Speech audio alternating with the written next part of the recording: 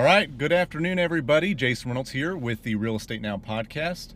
And we are lucky today to have State Representative DeWayne Burns, District 58. How are you, sir? Man, I'm doing great. Awesome. Thanks for having me. You Perfect. Well, excited to have DeWayne on. He covers Bosque and Johnson County, the full counties, correct? That is correct. I'm one of the lucky districts that's built around two specific counties. Many folks have, chopped up areas and areas that look strange and kind of gerrymandered around, but my area is all of Johnson County, all of Bosque County. That's awesome. Yeah, it is. It's a good place. Well, today we're going to talk to DeWayne a little bit, get to know him, and then also talk about his role as a state representative, what that means for our district. A lot of you folks live in these areas, so it's good to get to know him, and we'll just take it from there. So tell us about your family. Are you married? You got kids? Man, that's a great question. Yeah, you bet I am.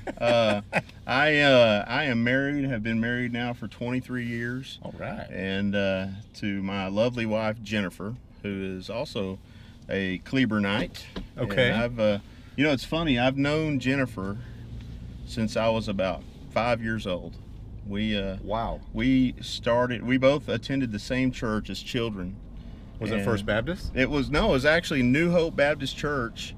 It's out in the country, about 15, 20 miles southwest of Cleburne. Okay. A little small congregation. If we have a full church on Sunday, we would have had maybe 30 or 40 folks, and it's not bad. Yeah. No, sometimes that's good having it. It's a great. Well, you grow up feeling like everybody in the area is your aunt, uncle, or cousin. And I couldn't tell you which ones really are or really aren't, but it was fun. So, but I've known Jen since then, and we never dated in high school or anything like that. But once I went off to college, I guess I became okay enough to date. And once you left the city, yeah, that's right. It got away, and so we began dating, and then after we both graduated from college, we tied the knot, and it's been marital bliss ever since. All right. Only made better and enhanced by the fact that we have 3 great kids, and Parker, Austin, and Emma. Okay. And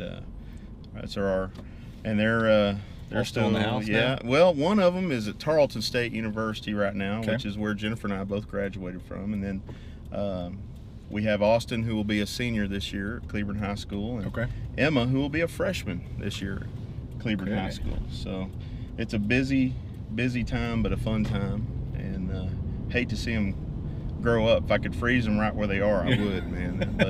But it's all a good thing. It's all part of life, and so it's fun. Okay, so you graduated from Cleburne High in 1990, but what you were born in Bosque County. What was kind of your heritage in terms of where you were raised? Sure. There in Bosque County. Sure.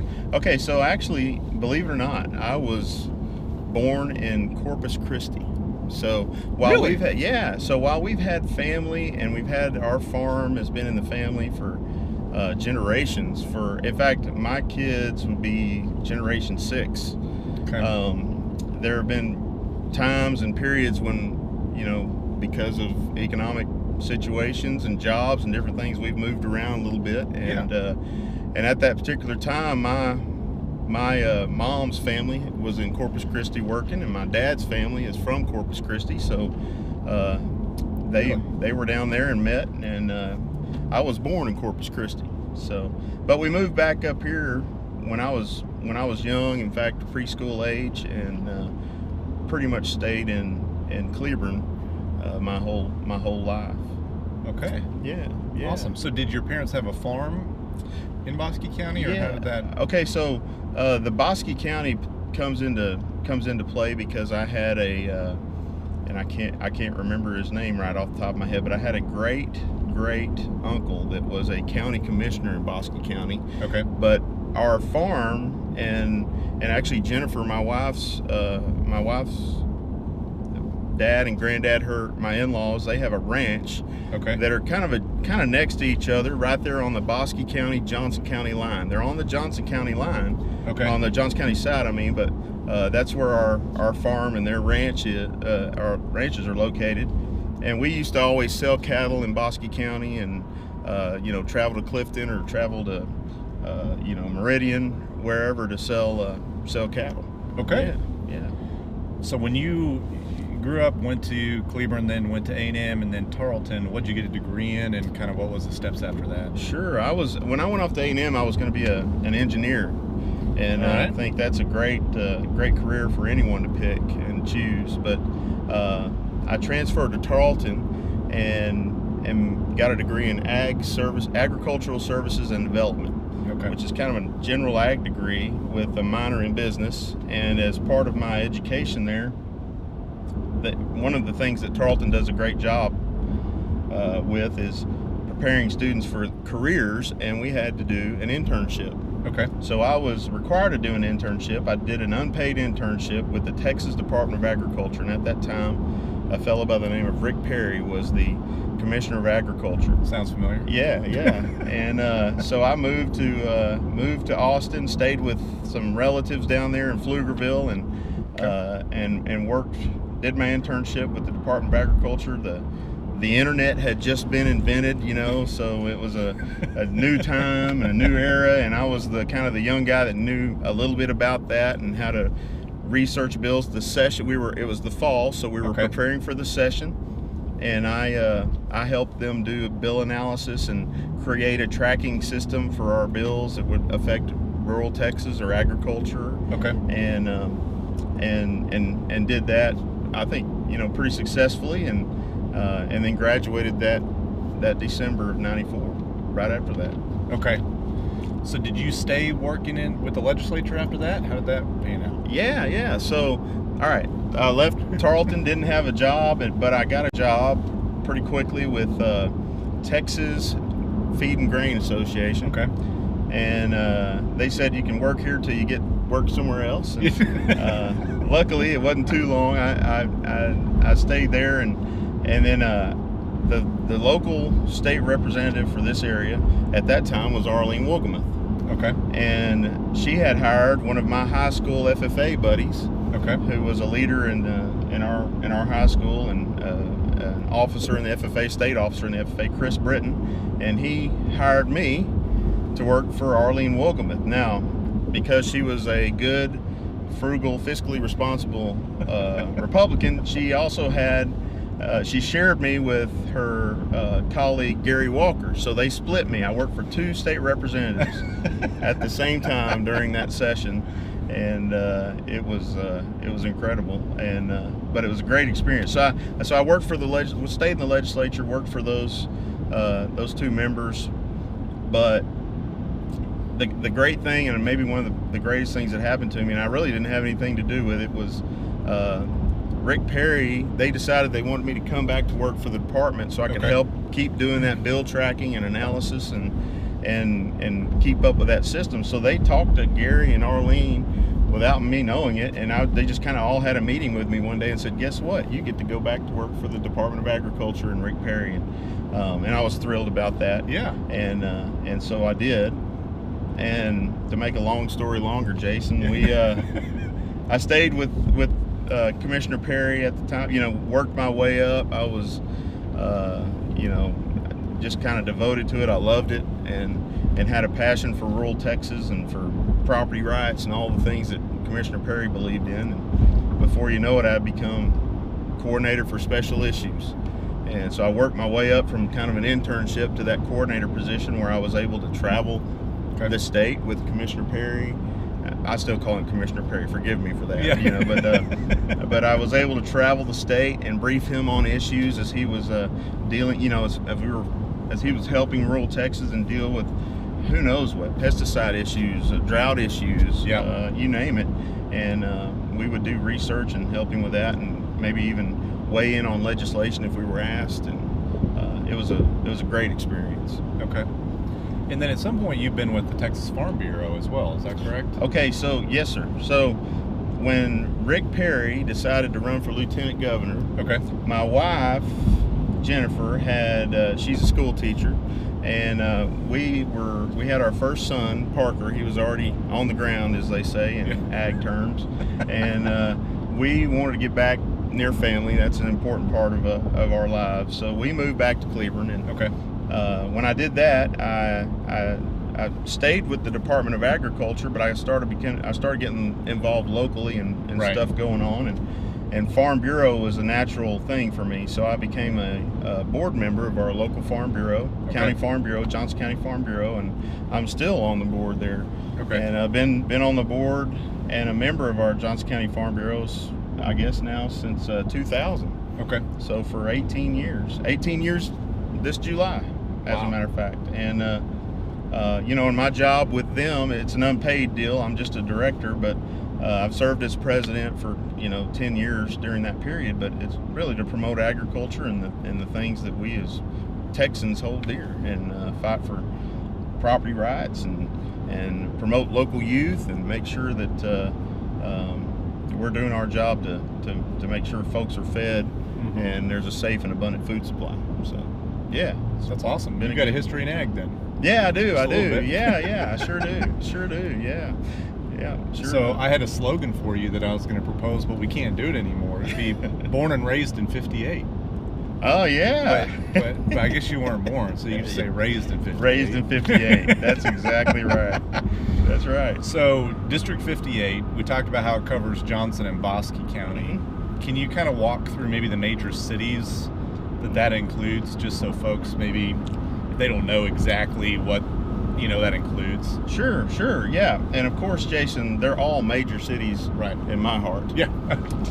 Yes. But District 58, and there's so much to say about it, but we, Johnson and Bosque Counties, and so I represent all the, the southernmost town in our district is Valley Mills, okay, all the way up to Burleson, and then there's so many great cities in between, represent Cleburne and Grandview, Rye Vista.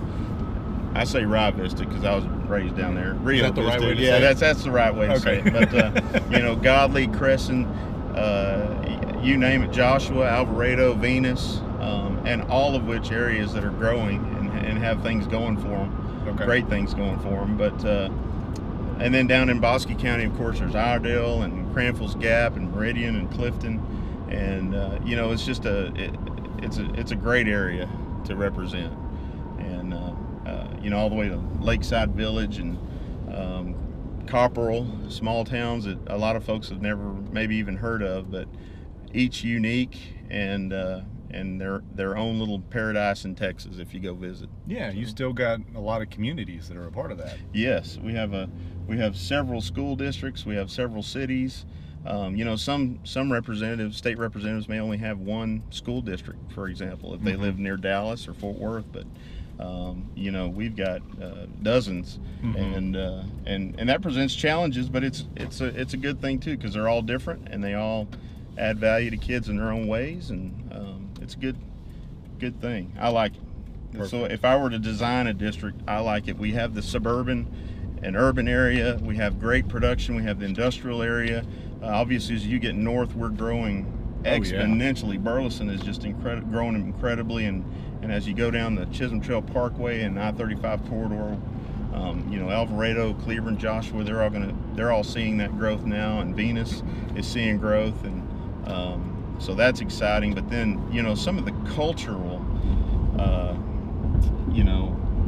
things that are special in our district are amazing. Clifton has really got a lot to offer for folks that are interested in Western art and museum. Okay. Their Norwegian heritage, some of the things, and they're really well-kept secrets, but the music and the art that go down in Clifton, Texas, and in that area in Bosque County is really amazing too. So we've got it all here in District 58. Okay, awesome. You bet. So what made you decide to run for state representative? I know you had Representative Orr was in this seat prior. Yes. Was the district the exact same, or was it? Yeah, has it been the same for a while? Yeah, it's been the same for a while. The district has changed, and it could as we approach 2020. Yeah. The lines get redrawn based on population. Right now, 175,000 people or so, or when the lines were drawn, that's kind of where it was set. And that could change. I don't expect that it will, and I'll fight to keep it like it is. But it should, Lord willing, I'm here at that time. But right. you know, at one time, I think when Representative Wohlgemuth was in place, she also had Somerville County and Hood County, and didn't have Bosque County at the time. But as you know, things move and population shifts, so do the lines. Yeah. But I think most of the time, for most of Rob's term, or maybe all of it, that it was Johnson and Bosque County. Okay. Yeah. Okay. And but the question you had asked, you asked me why would I do this? And that is, you make it sound bad. No, it's not. It's a. I tell you what, there's so many good things about doing this. There's some crummy things too, but you know, the good way outweighs the bad. But I'll tell you what, the reason why I do this, and it's I don't want to sound corny or anything like that, but I believe we're all on a mission each and every day. I personally, and I don't impose or force my faith upon anyone. I wouldn't do that. But personally, I'm a Christian. I take Jesus as my example, and I'm taught by his example in the Bible that we are all in a constant state of witness and ministry, and we're here to serve and love others. And if you look at the life of Jesus, that's what he did. Where there was a need, he filled it, right, and appropriately. So when this you know, this is something that I never really thought I would do. I enjoyed being associated with the legislature all those years ago. But when the opportunity came about and Rob decided not to run again, and I was approached by folks in the community, folks in the Farm Bureau, folks in the ag community, friends and neighbors, and about running and saying, you've got some experience, you've got the heart to do it. And really just boiled down to praying with my family about it. Okay. We accepted that opportunity as a mission. Win or lose, it was a mission. And, right, it takes a lot of work, even if you win or lose. It does, yeah. You're exactly right. You have to be prepared for that. And I told the folks that were campaigning for me at the time, look, you know, we've got a mission, and the ultimate mission is to spread the light of Christ. Right. And in doing so, if we win the election, man, that's awesome. Yeah. And so we did that. But you know, here's the deal. I'm one of those old-fashioned Texans, and I believe in personal responsibility. I believe in personal freedom. I believe that there is no one too big to fail, but we're all big enough to succeed if we try.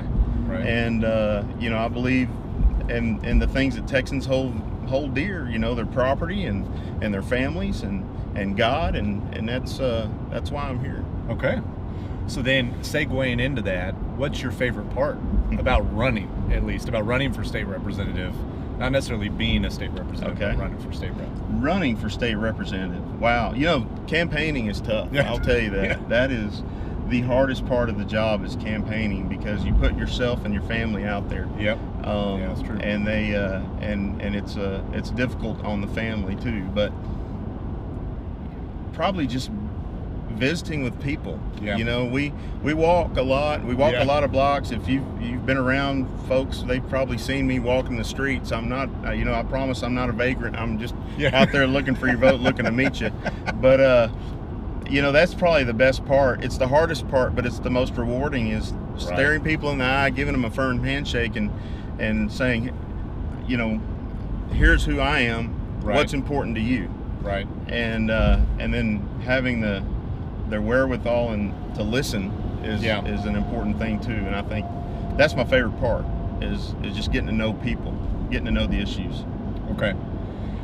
So the elements of being a state representative, you're in session every 2 years. So you're not in session right now, obviously. Correct. When will session start again for you? Starts in mid-June, January, second week of January, coming up, 2019. Perfect.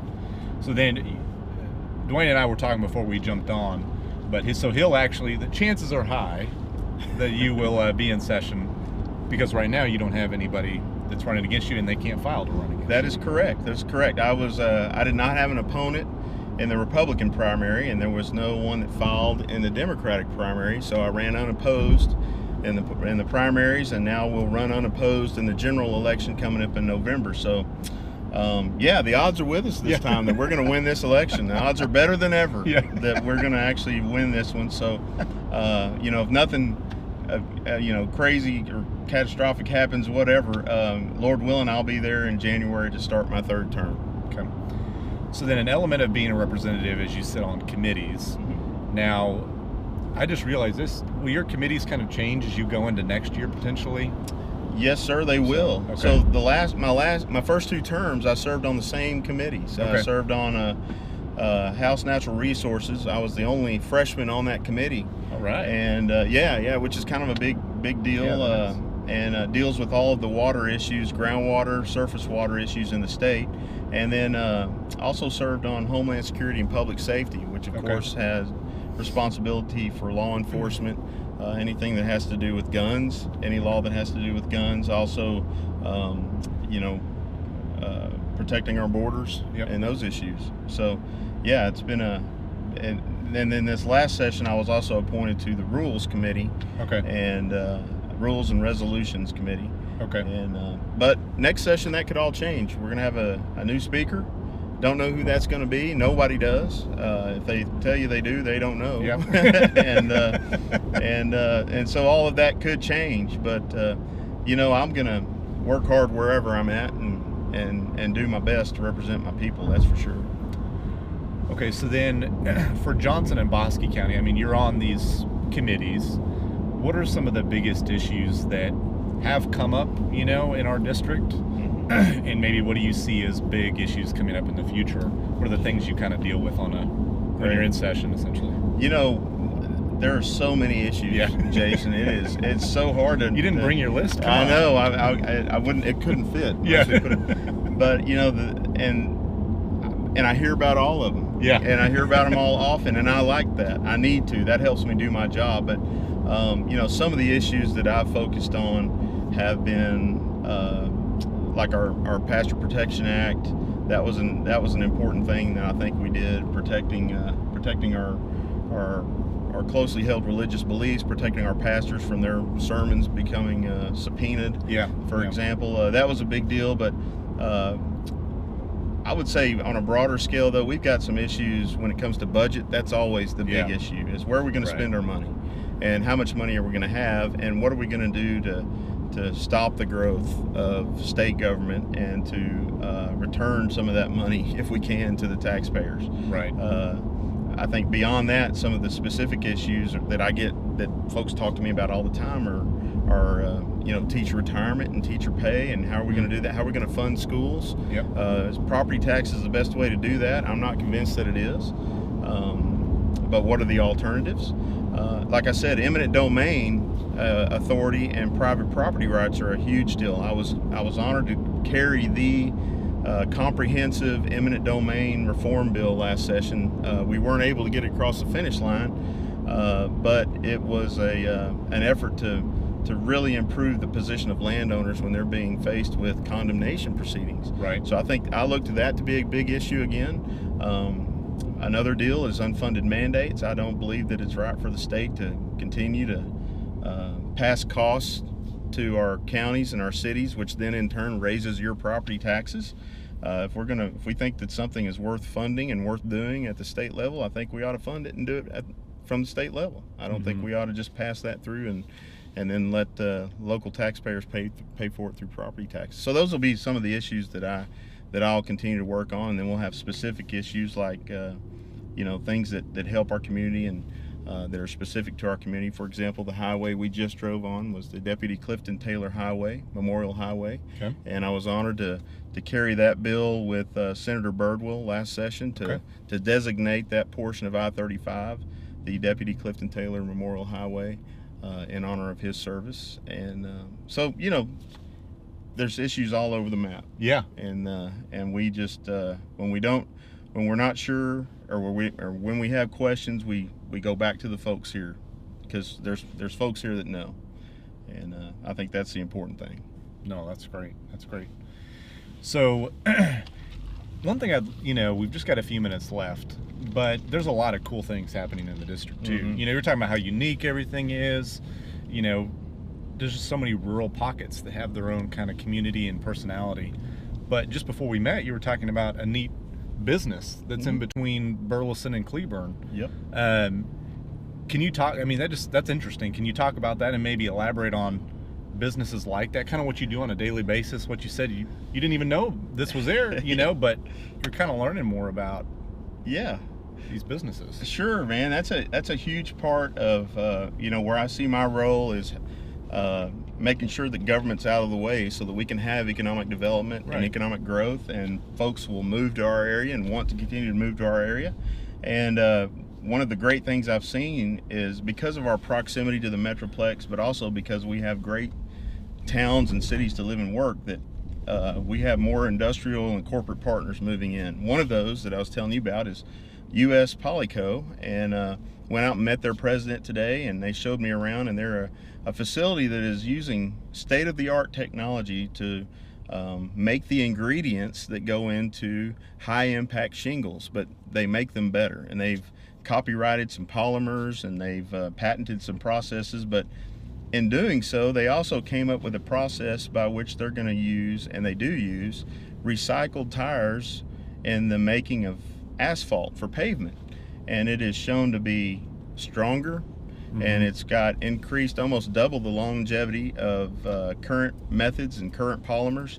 And they're really excited about that. Their facility is going to be growing, and they've already got more orders to fill than they can fill, and demand for them to come and produce in different parts of the world, and not only just in Texas, but across the United States and across the ocean.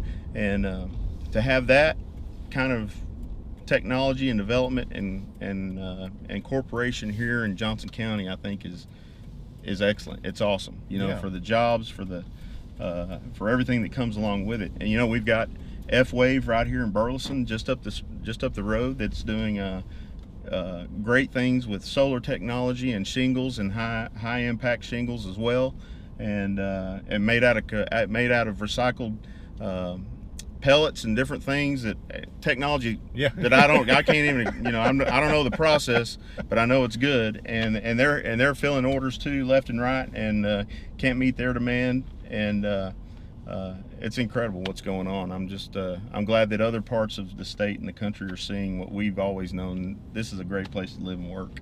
Right. Yeah, because that's not just one story. Like you said, as you go down 35 with the industrial park, I mean, there's businesses plopping down right and left over there. That's correct. In fact, F-Wave, the company I was just talking about, that's really a shingle company, but will wind up being a solar force, you know, in the solar industry before it's all said and done. As we move forward, they're going to be right here in the industrial park, and you're right, the industrial park's filling up here and in Cleburne and all over, and a lot of great things going on in our area. So for those that are watching that maybe you know, have concerns or issues and they want to get their voice heard, how would they get a hold of your office? You know, especially if they're a resident of Johnson or Bosque County, to voice those concerns, to maybe see if there's anything that can be done. Sure. Well, for the most part, anybody can see us on the web. We have a website. It's burnsfortexas.com. Okay. And you can go there, and that'll give you access to our Facebook page and what's going on in the district, and news and events, and then has contact information there as well. But you can always call our capital office, and of course that number is 512-463-0538. We've got staff in Austin. We also have staff in the district that answer those phones, and but anyway, but you know, I'm also just accessible. If you see me out somewhere and need to talk about something, well, say something. Give me a holler. Yeah, that's part of the job. That's part of and that's honestly what happens. You know, I share my cell phone with everyone. I put it on our mailers, and you know, I'm just a guy here just like everybody else, and so and I want to be approachable, and I want people to feel like they can talk to me about their issues, and if we can help them, or if something needs to change, well, we'll get on it. Perfect. Okay, well, we'll link everything in the description below, so that way you guys can see that number, the website, and also a link probably to your state rep website. Okay. Through the Capitol. So thank you for joining us today, Representative, and we'll look forward to maybe next time we talk. Yeah, man, I appreciate it. Thank you very much. Thanks. You bet.